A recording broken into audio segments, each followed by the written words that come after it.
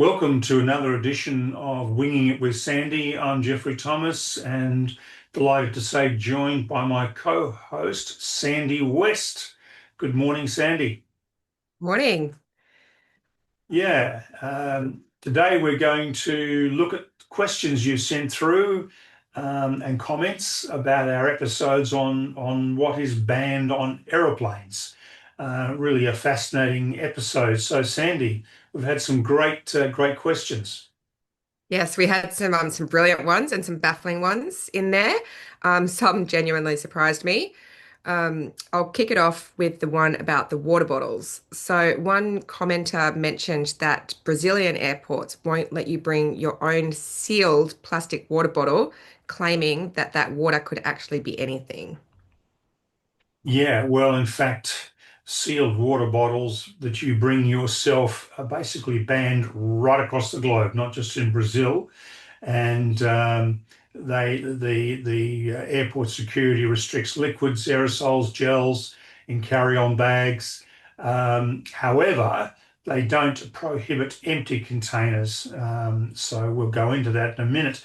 There are exceptions, of course, liquids for medications or baby formula, but these usually require some specific documentation and or procedures. So you need to really check into that before you venture to the airport thinking you'll just breeze through because you won't.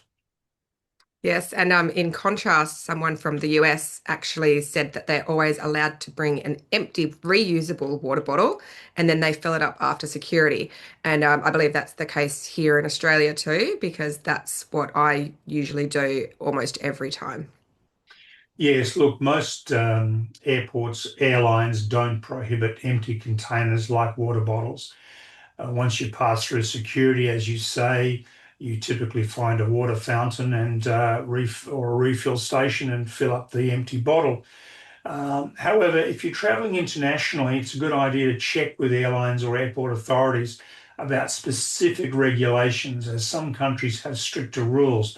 And that's one of the problems for travelers is while there's general overarching rules that cover most airports, most airlines, most countries, there are specific countries, specific airlines, and or airports that have their own set of rules and regulations for particular reasons. So you really do have to acquaint yourself with exactly what's going to happen, particularly if you're going to be in transit somewhere.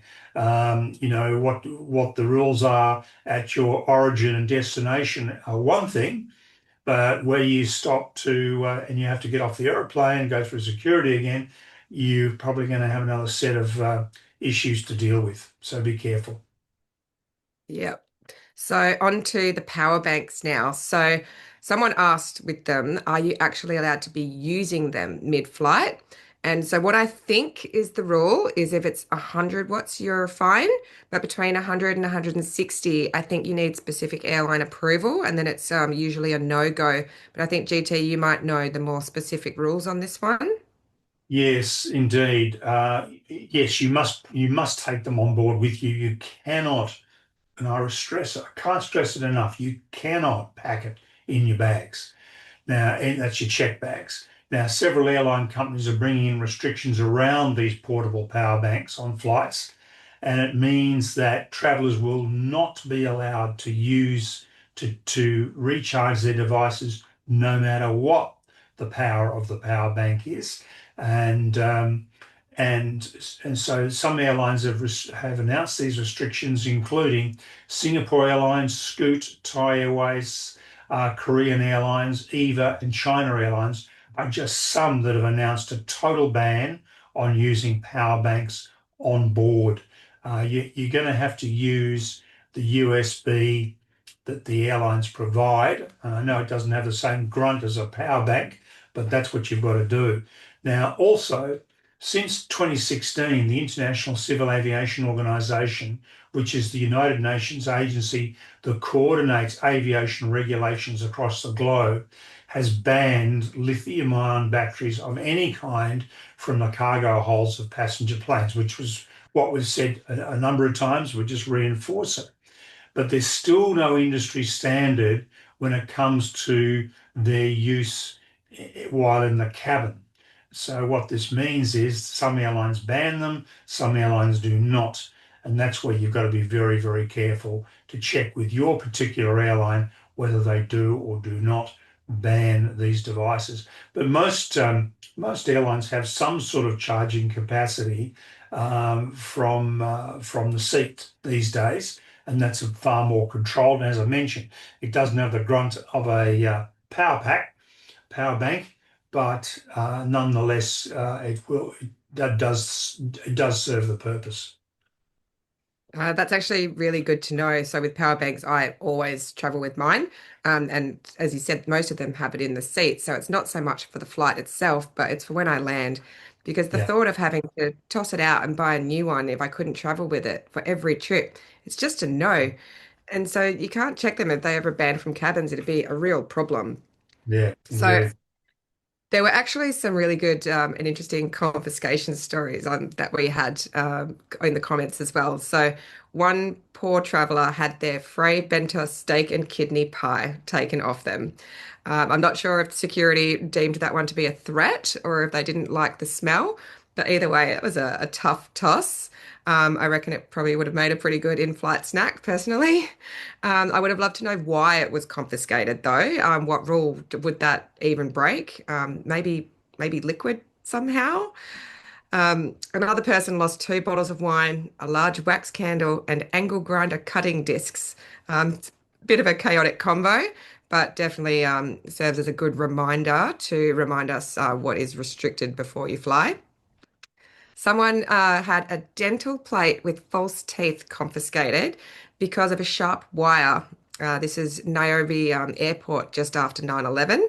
So, given the timing, that one would be understandable, but I still can't imagine that conversation at security.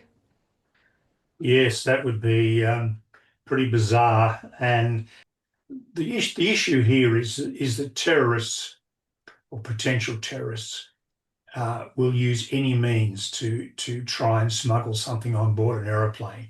Remember, cast your mind back 20 years or so to the shoe bomber. Uh, and that's why we have to take shoes off all the time these days. So and somebody joked, I'm glad that they didn't have the bomb or the device in their underpants, otherwise we'd have to take them off every time we go through security. Um, Although once I was frisked, I had a complete body search, and that was way back in 1978 when I was on a flight on British European Airways, and there was a threat, and every single passenger had to have a complete body pat down and right down to your underpants. So that was very unusual. But yes, they do have. Yes, they do try very hard to smuggle things on, and certainly the security people err on the side of caution, which is great. And so when you're in these security lines and you're getting frustrated, which I get frustrated, the issue is they're there to protect you, they're there to look after you, they're there to make sure that your aeroplane gets to a destination without a serious incident. And so, the advice just has to be chill out because it's part of the process. Yep, I completely agree with that. So another comment. So a quick shout out for this one, for the smoking comment. Someone just simply said, "How was that ever even allowed?" So GT, you actually traveled in that era. So what was it like being in a cabin filled with cigarette smoke? So what are you saying, Sandy? I'm old. I mean, give me a break. So look, Sorry. we have to. It's a very interesting question, actually. How is it ever allowed in today? When we're thinking about it with today's mindset. How is it ever allowed? Well, there's a very, very good reason, and that was in the 1950s, over half the male population of the world smoked, and 30 to 40% of women smoked. Why? Go back another 10 years, called World War II. The stress and the trauma of World War II, where 55 million people lost their lives in battle or in bombings or one thing and another, cigarettes were a calming to calm the nerves. And by heavens, that people needed their nerves calmed. So people continued to smoke, and there was no connection whatsoever with cancer. Now, that connection didn't arise until 1951, and there was a connection made between lung cancer and cigarette smoking. And in the 50s and in the 40s, cigarette companies made the connection between being a man, like people might remember the Marlboro man. You know, you wanted to be a tough man, you smoked, and that's all there was to it. I think the catch line was for man's flavour, come to Marlboro country. And so, and then Camel cigarettes said more doctors smoke Camels than any other cigarette. But it was Sir Richard Dole, the UK scientist, who made the connection between lung cancer and smoking. So smoking started to diminish through the late 50s into the 60s, but still cigarette adverts were everywhere. And I used to love when I went to the theatre to watch a movie, Peter Stuyvesant ads, and they were all about the jet set. And I used to love the fact that they have these fabulous that fabulous advertisement of these fantastic 707s and DC-8s and VC-10s landing and stylish ladies and cool-looking dudes smoking Peter Stuyvesant cigarettes. And they built their brand around the jet set. And again, you just smoked. That's all there was to it. And all the movie actors smoked because they were told to, because it made them look better or cool or whatever. So that's why smoking was allowed on aeroplanes, because more over half the passengers wanted to smoke. Now, that all changed dramatically in the 1980s. And one of the famous advertisements, anti-smoking advertisements, was done by Yul Brynner, the famous Russian actor who was born in Vladivostok, Russia, moved to America, went to Hollywood, became a famous actor. People may remember the movie The King and I or The Magnificent Seven, the great Western. Yul Brynner, fantastic actor. And he had lung cancer and he died in 1985. And he made an advertisement before he died, and that was shown in 1986. And he just said, don't smoke. Please don't smoke. And that had a very, very powerful message. Shortly after that, in 1988, the US began banning smoking on domestic flights of less than 2 hours. And then by 1990, it had banned smoking on most flights under 6 hours. In Australia, smoking was banned on domestic flights in 87 and international flights in 1996. So by I think early in the decade, this new century, smoking was banned basically on most airlines, and some people may remember on aircraft the dark stains from the vents that used to let the smoke out, that left a tar stain. And the interesting thing about this was mechanics used to use those dark tar stains to show where there might have been a tiny microscopic crack in the fuselage because you see the dark stain. And they used to use that to, oh, hang on, we need to repair this or repair that because there was a dark stain indicating that air was escaping from the aircraft. So yeah, a little bit of history for you that puts all this in perspective. And today, you can't imagine why everybody smoked. But getting back to your comment, what was it like, Sandy? One of the interesting things was halfway through all this banning stuff, they decided to ban smoking in half the aeroplane. The problem was if you were in the row just in front of where the smokers were, you'd still get the smoke anyway.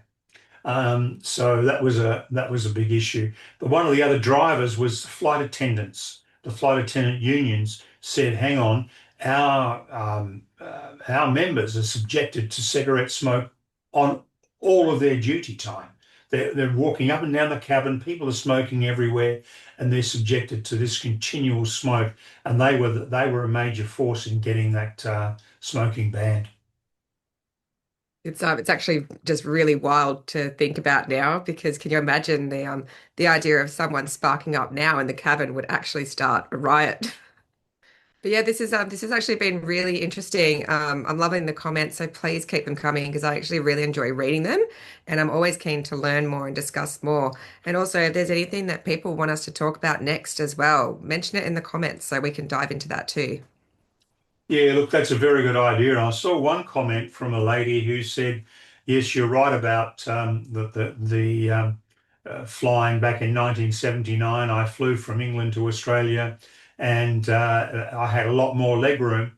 And I do remember I flew from Australia to England and returned in 1978, and the fare was $972. I still have the airline ticket, but that was equivalent to about 20 weeks' salary at the time. Yeah, I had a lot more legroom. It was a great flight, but it cost, I had to take out a loan to pay for the ticket. So, yeah, we have to keep those things in perspective. But yes, you're right, Sandy.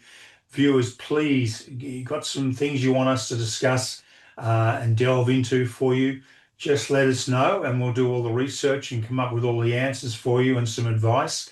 And that would be terrific. So please send us your comments and your questions about what you would like us to look into.